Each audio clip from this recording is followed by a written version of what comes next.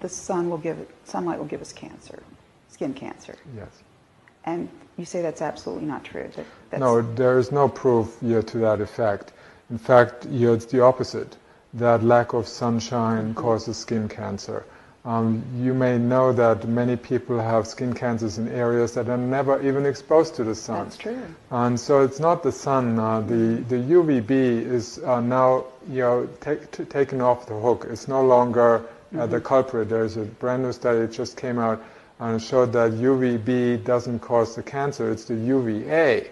Now, when you use sunscreens, and there are many sunscreens that just block out UVB, so you don't tan. You basically you don't burn, so that you don't burn your skin.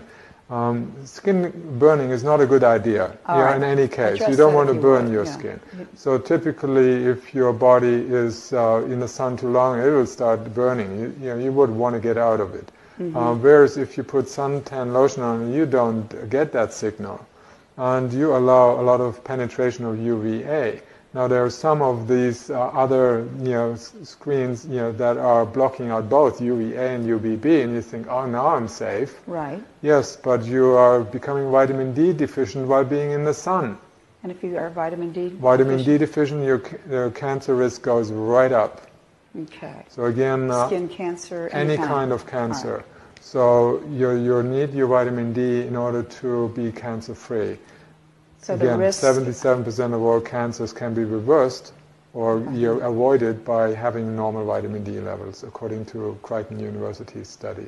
Okay, so you shouldn't get sunburn. You should avoid that. But if you're not wearing sunscreen, your body will tell you if you're getting too much. Yes, the body will, once your skin starts reddening, that's the time to go out. But after if you start increasing your sun exposure, little by little, you will have a natural protection on the skin, which is called tanning. Yes, and I've then read that. You can stay out in the sun hours. I lived in Cyprus for 15 years. It's 330 days sunlight, very bright sunlight, very warm.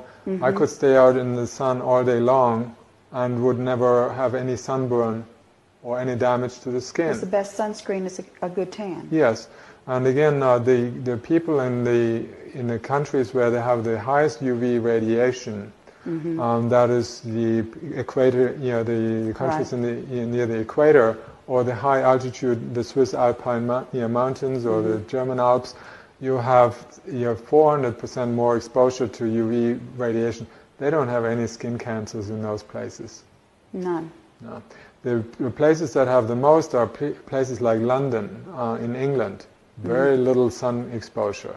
The northern plains, Norway, Denmark, Finland, Scotland, the most, and Canada.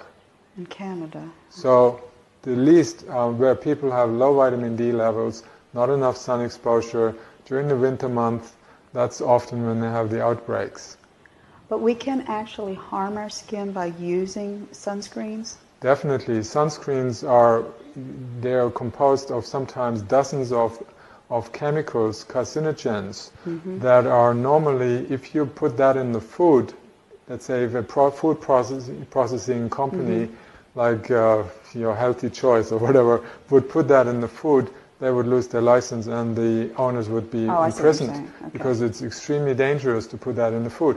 But you're allowed to put it on the skin. Where is it going? After an hour, you put some more on it because it's gone. You absorb most of that stuff.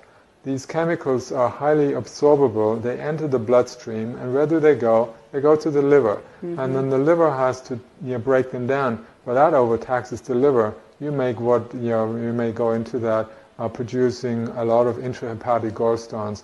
And some of them accumulate in the tissues, in the connective tissues. And if they happen to be in the skin area, under the skin, they saturate there, you may develop skin cancer because you took the sunscreens. So sunscreens are now a leading cause of skin cancer because people are slathering it on their skin and they absorb that stuff. And then the other problem that happens, they wash off that stuff with soap, so they soap their whole body afterwards to get it off. And with it, they get rid of all the vitamin D that incidentally or accidentally may have been created on the skin. When you use soap after sunbathing, let's say even without sunscreen, if you just make vitamin D, make sure you don't use soap to wash your skin except under the arms and in the genital area where the sun doesn't go anywhere and the vitamin D is not made. You don't want to wash it off because the vitamin D stays on your skin for up to 48 hours and gradually is absorbed, and that's how you are building it in the body. So you don't want to wash it off. Not right with away. soap, not right away. Okay. So soap is not necessary anyway. I've not used soap except when you make your hands dirty with oil or something else. So you don't want to diminish your skin of the vital bacteria that live there, that reside there, that keep the skin healthy and nourished and produce certain vitamins actually on the skin. So the bacteria are best friends. You don't want to kill them off all the time.